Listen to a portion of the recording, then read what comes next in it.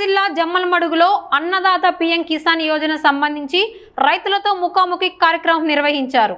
స్థానిక ఆర్డీఓ సభాభవనంలో జరిగిన ఈ కార్యక్రమంలో బీజేపీ ఎమ్మెల్యే ఆదినారాయణ రెడ్డి, కడప జిల్లా తెలుగుదేశం పార్టీ అధ్యక్షులు భూపేష్ పాల్గొన్నారు. కార్యక్రమం అనంతరం మీడియాతో మాట్లాడిన ఎమ్మెల్యే ఆదినారాయణ రెడ్డి గత ప్రభుత్వం వ్యవస్థలను దెబ్బతీసిందని ఆరోపించారు. ఆ పరిస్థితులను కూటమి ప్రభుత్వం క్రమంగా సరిదిద్దుతూ ఉన్నందున కొంత సమయం పడుతోందని తెలిపారు.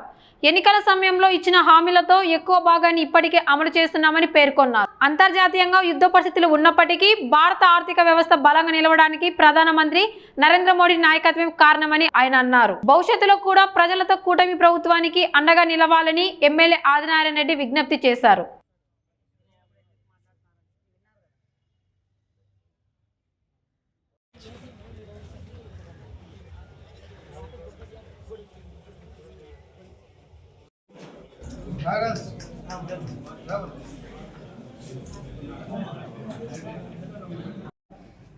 రసాయనిక మందులు వాడకుండా, పురుగు మందులు వాడకుండా సేంద్రియ ఎరువులతో, సహజసిద్ధంగా దొరికే ఎరువులతో సేద్యం చేయాలనేసి రైతు సాధికార సంస్థ ద్వారా రైతులందరికీ ప్రకృతి వ్యవసాయం గురించి ప్రచారం, అవేర్నెస్ మీకు కల్పిస్తున్నాం మా సంస్థ తరఫున.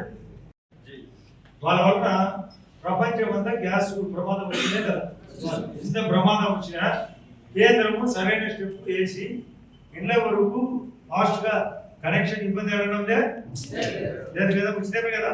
3 సిలిండర్లు అవి కూడా ఉచితమే కదా, అది బుక్ చేసుకోవాలా, ఉచితం తీసుకోవాలా.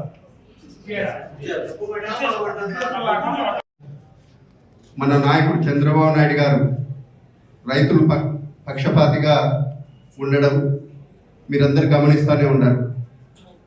మనం ప్రతి 3 నెలలకు 4 నెలలకు ఇక్కడ సమావేశమై ఏదైతే ప్రభుత్వం చెప్పిందో ఆ చెప్పిన మాట ప్రకారం మనం రైతుల ఖాతాలలో జమ కావడం జరుగుతూ ఉంది.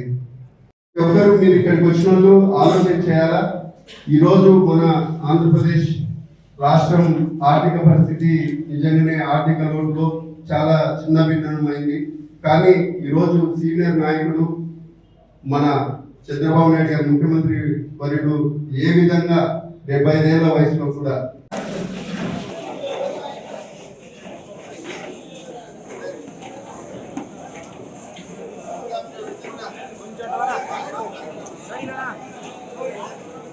సైడ్కి వస్తే మీరు కూడా పడతారు అందరూ.